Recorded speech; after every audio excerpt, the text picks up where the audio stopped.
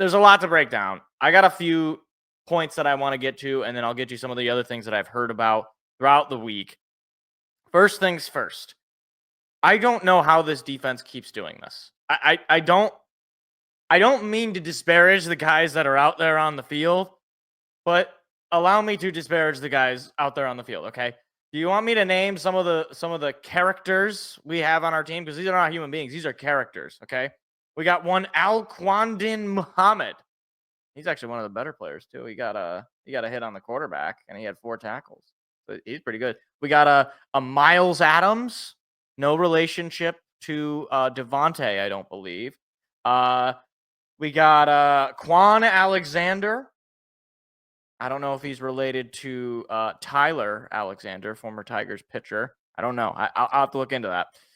Ezekiel Turner, the corpse that was, as when he was alive, known as Jamal Adams.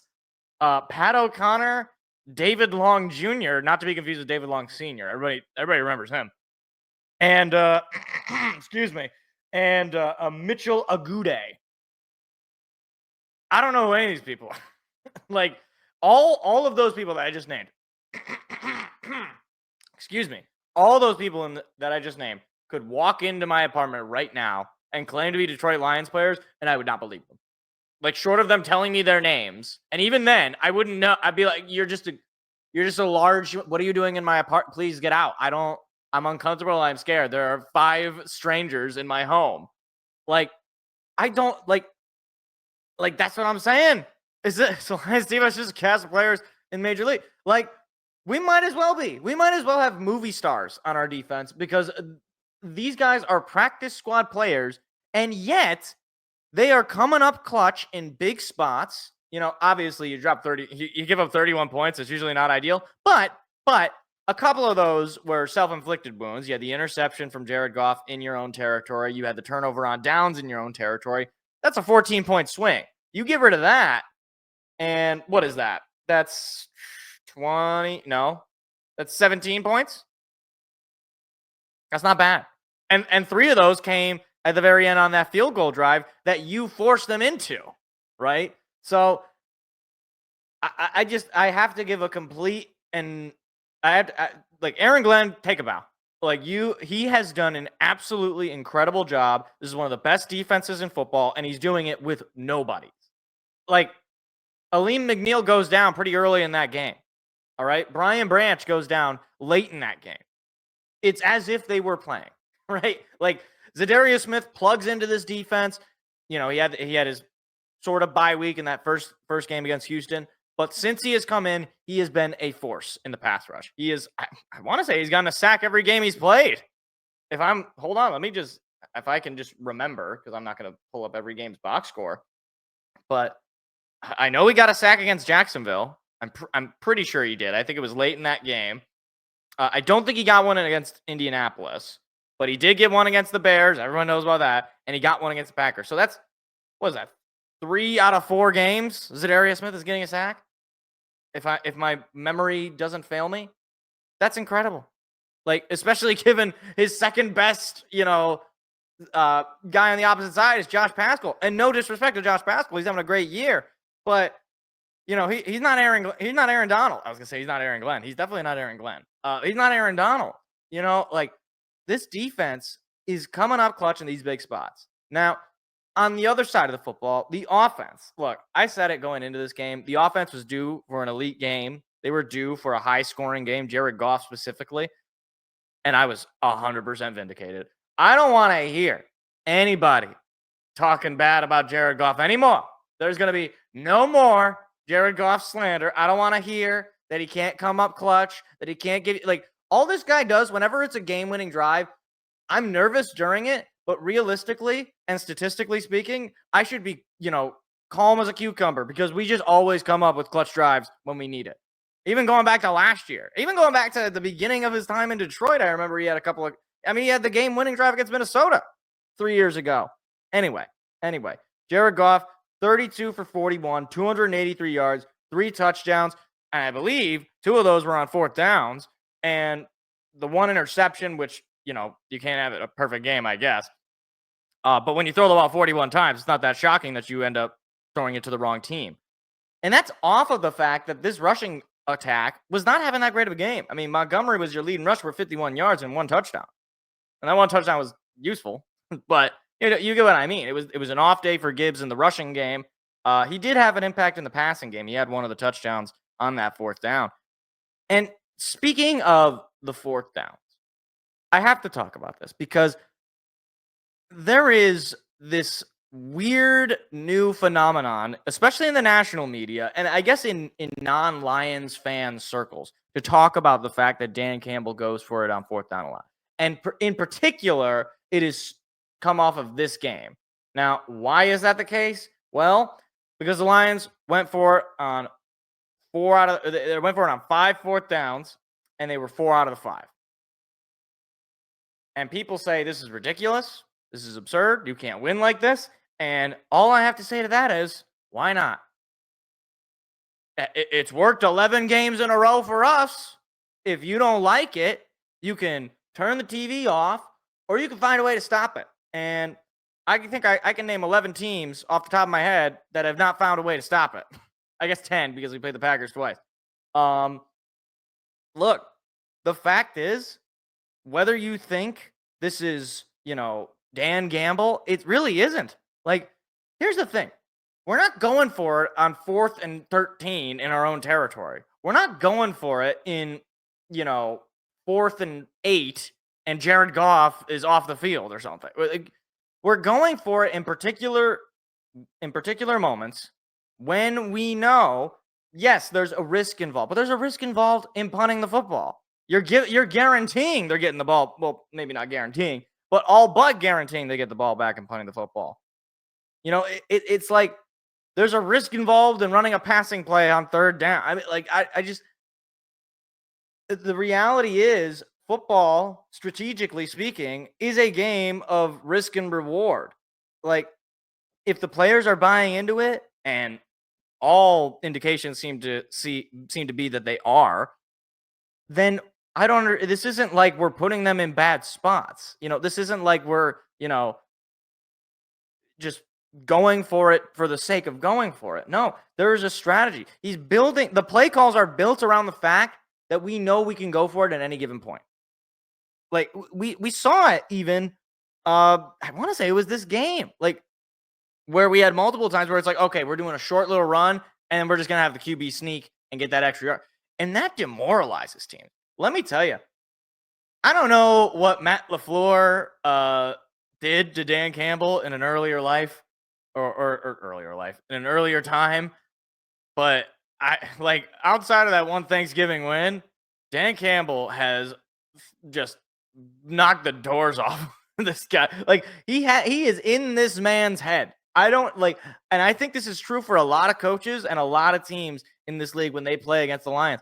They are, they lose their mind because they're feeling like, oh my gosh, he's going to start going for it. What do I do? I don't know. I'm scared. I don't know what to do. Why are they going for it? And then you got Packers fans, crying and moaning about, oh, the Lions, they tackle hard. They're going to hurt our players. And all, it's just wham. It's all just a bunch of wham.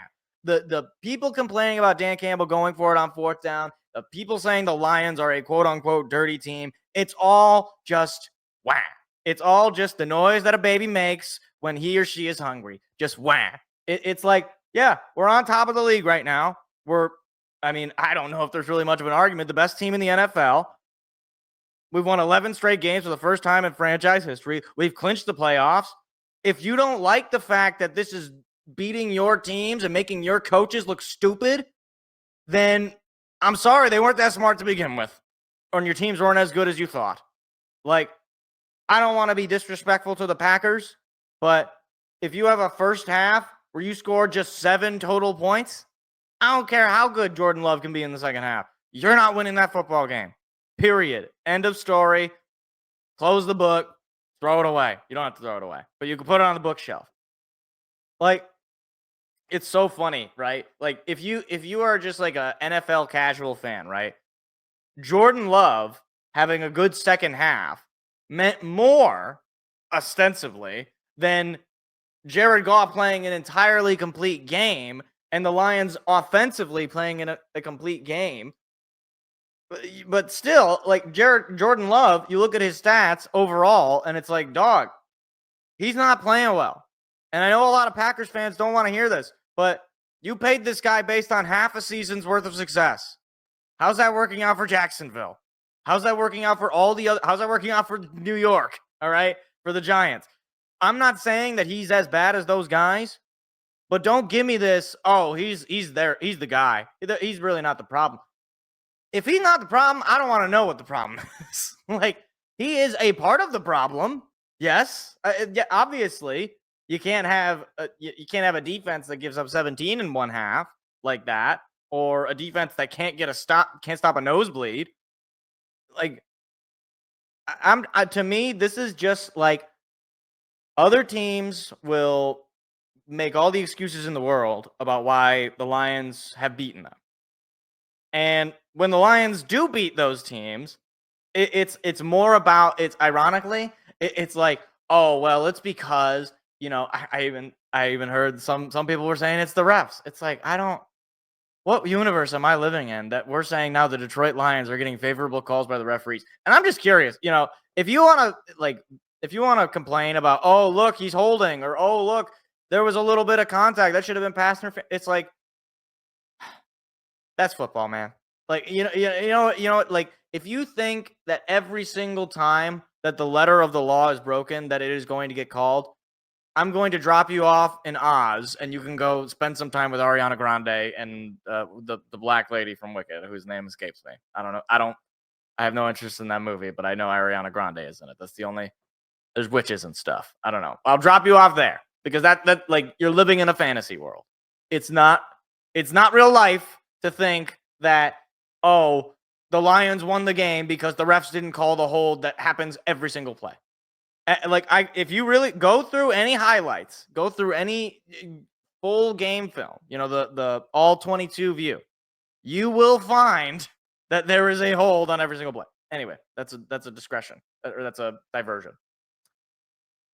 Here's what I'm gonna say to this. What did I just say? I just had a stroke live on stream. Here's what I'm gonna say. While that game was tough, and while that game was a good win, I think this next week, this against the Bills, is going to be the toughest game of the year. And my question is that a Super Bowl preview? Now, look, the Bills lost this week. We'll talk about it a little bit later. But the Lions are getting slowly. I mean, Detroit fan pointed out, Lions are getting slowly healthier. Taylor Decker's probably going to be back next week. What's his name? Josh Pascal could be back next week. Aleem McNeil. I don't know if he's serious, or Brian Branch. You're going to get those guys back defensively. And we just saw the Bills, while it was a good and a close game, we just saw them lose a game that I think pretty much most of the people watching going into it thought they were going to win pretty easily. I'm not saying that the Lions are going to, knock the doors off. But if the Lions are able to get wins over division rivals, over playoff teams, like they have the last few weeks, in a way where, they're up pretty much the whole game, and even when they go down, it doesn't matter. They answer back. They step up. They get themselves into a position to win the game. I don't know. Like, Josh Allen does scare me. I think there's no sane human being who watches football who thinks that Josh Allen is not a scary quarterback. At the same time, I got to think, if I'm a Buffalo Bills fan, doesn't Jared Goff kind of scare you? I mean, he's been dicing up defenses all year. Doesn't David Montgomery and Jahmyr Gibbs scare you?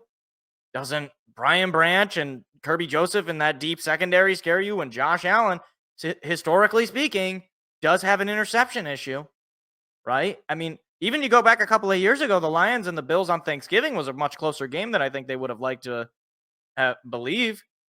This is a much better team than the team 2 years ago. And the Bills are probably about where they were 2 years ago, just because of Josh Allen's presence. Maybe they're better. Josh Allen might be better, but it is what it is. As far as whether or not it is a Super Bowl preview, I think it very well could, just given the state of the AFC.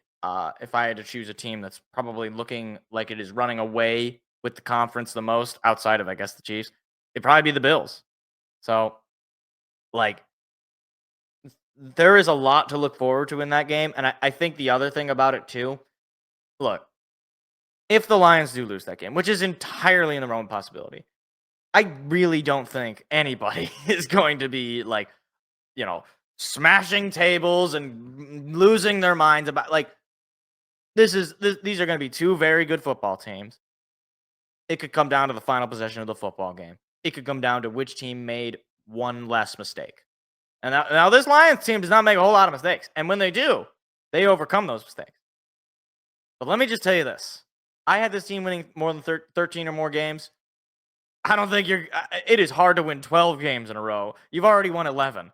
If you win 12 games in a row, we are talking one of the single best winning streaks. Already in franchise history, but in NFL history. Like, we're talking about a string of dominance where including in that is 2 50 bombs and almost 50 bomb on the road. To me, this team is just, it's like a free bingo square. It's like, it doesn't matter who they play. I'll probably take them. I mean, I probably would have taken them anyway, but realistically, they're going to be favored in pretty much every game. And I want to say the line right now for Detroit is -2.5 favorites.